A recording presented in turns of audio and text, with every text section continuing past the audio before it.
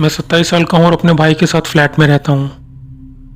मेरे साथ कभी कुछ असाधारण नहीं हुआ उस हफ्ते को छोड़ के। हर रात की तरह वो नॉर्मल रात ही थी। मैं डिनर करके बर्तन साफ कर रहा था, तभी एक प्लास्टिक कप जमीन में गिरा। मैंने देखा तो वो नीला प्लास्टिक कप फर्श पे गिरा हुआ था। वो कप बर्तन की रैक पे ऊपर रखा रहता है। मुझे समझ नहीं आया वो कैसे गिरा। मैंने उसे उठाया और वापस रख दिया। जब मैं बेड पे लेटा था तो खिड़की से हल्की रोशनी अंदर आ रही थी। हालांकि मेरी खिड़की के बाहर हमेशा अंधेरा रहता है, पर मैंने सोचा हो सकता है स्ट्रीट लाइट से वो रोशनी आ रही हो। मैं दूसरी तरफ करवट लेके सो गया। अगले दिन मैं घर पे अकेला था। बाहर बारिश और बिजली चमक रही थी। तभी अपने कमरे से मैंने वो आवाज सुनी। मैं किचन में गया तो वही ग्लास फर्श पे गिरा हुआ था। मुझे समझ नहीं आ रहा था कि वो कैसे गिर सकता है। मैं हैरान और थोड़ा डरा हुआ महसूस कर रहा था। मैंने उसे उठाया और फिर वापस रैक पे रख दिया। तभी मैंने अपने कमरे से कुछ आवाज आती सुनी।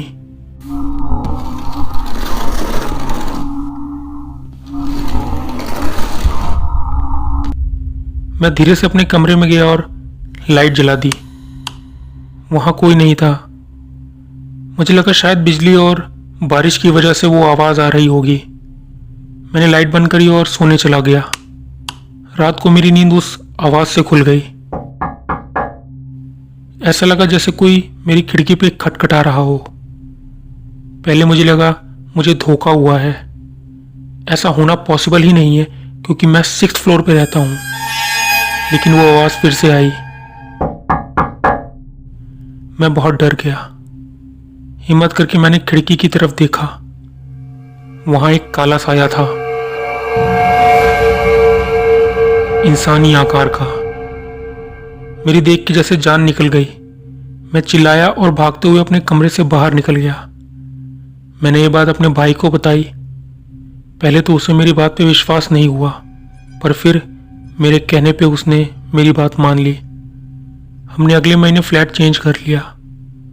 हमें बाद में पता चला हमसे पहले वहां एक लड़का रहता था जिसने मेरे कमरे की खिड़की से कूद के आत्महत्या कर ली थी।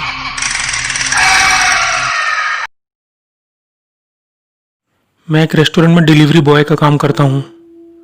मैं दिन में कॉलेज में पढ़ाई करता हूँ, इसलिए मैं हमेशा रेस्टोरेंट में नाइट शिफ्ट ही करता हूँ। मेरा दोस्त भी मेरे साथ उसी रेस्टोरेंट में काम करता है। वो अक्सर फ़ोन पे ऑर्डर लेता है और मैं डिलीवरी करता हूँ। एक रात मेरे दोस्त ने फ़ोन पे ऑर्डर लिया और मुझे डिलीवरी करने के लिए कहा। ऑर्डर बनने के बाद मैंने उसे लिया और डिलीवरी के लिए निकल पड़ा।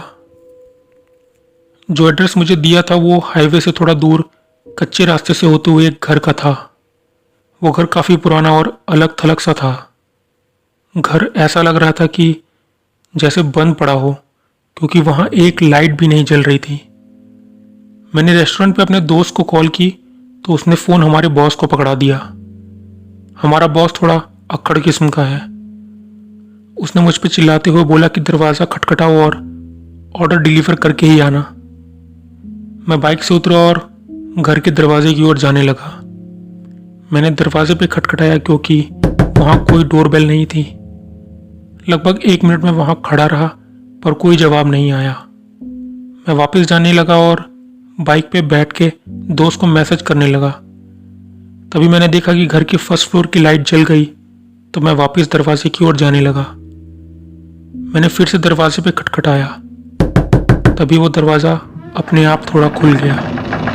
शायद किसी ने दरवाज़ा खोला है, मैंने सोचा, पर अंदर कोई खड़ा नहीं था। मैंने धीरे से दरवाज़ा पूरा खोला और बोला, हेलो, कोई है? मुझे लग रहा था कि कोई सीढ़ी से नीचे आएगा, पर कुछ नहीं।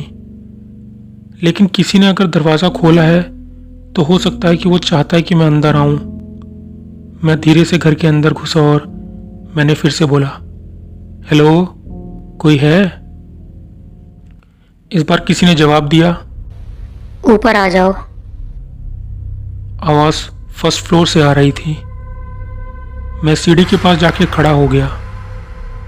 ऊपर सीढ़ी के बगल से मुझे एक हाथ दिखा जो उंगली से मुझे ऊपर आने का इशारा कर रहा था।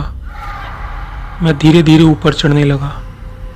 मैं आधी सीढ़ी ही चढ़ा हूँगा और जब मैंने दोबारा ऊपर देखा तो वो हाथ वहाँ नहीं था। मैं ऊपर पहुँचा ये सोच के कि कोई सीढ़ी के ऊपर खड़ा होगा, पर ऊपर पहुँच के मैंने उस थोड़ी सी रोशनी में देखा कि वो इंसान अब कमरे के अंदर था और कमरे की लाइट ऑफ थी।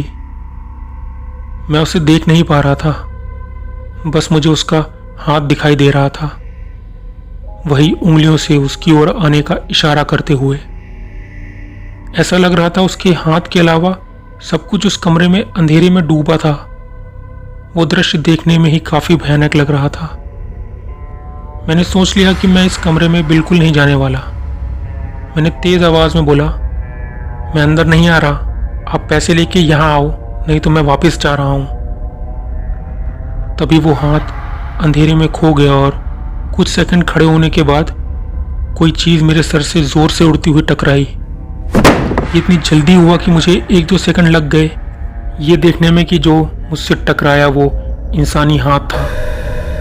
वो कोई प्लास्टिक रबड़ का हाथ नहीं बल्कि असली हाथ था। मैं भागते हुए सीढ़ी से नीचे उतरा और बाइक लेके वहाँ पे पास के एक घर पे गया। मैंने बेल दबाई और उन्हें बताया कि उनके पड़ोसी ने मेरे साथ क्या किया। उनके चेहरे पे हैरानी थी जब उन्होंने मुझे बताया कि सालों से उस घर में कोई नहीं रहता है।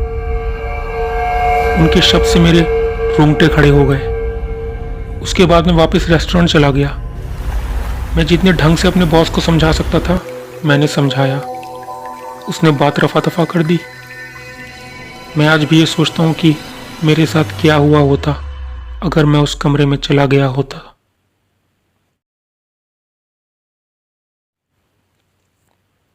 मैं एयरलाइन में एक फ़्लाइट अटेंडेंट हूँ। एक बार मैं दिल्ली से मुंबई फ़्लाइट पे था। फ़्लाइट टेक ऑफ करने के बाद हम लोगों को डिनर सर्व करने की तैयारी कर रहे थे। तभी एक बूढ़ी औरत मेरे पास आई। उसने कहा कि फर्स्ट क्लास में C83 सीट पे उसके हस्बैंड बैठे हैं और मैं उन्हें याद दिला दूं कि वो ध्यान से अपनी डायबिटीज़ की दवा खा लें।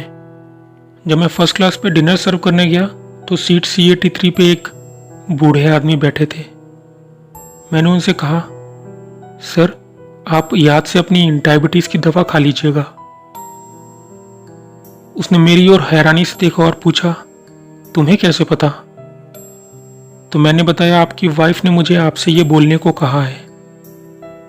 उसकी आंखों में आंसू आ गया और उसने मुझे बताया कि उसकी वाइफ मर चुकी है और उनकी लाश इसी फ्लाइट में है जिन्हें वो मुंबई अपने घर ले जा रहे हैं उनका अंतिम संस्कार करने के लिए।